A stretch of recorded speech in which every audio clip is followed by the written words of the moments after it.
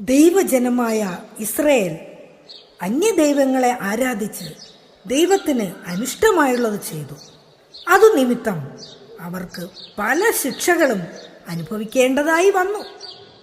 ആരാണ് ഈ ഇസ്രായേൽ?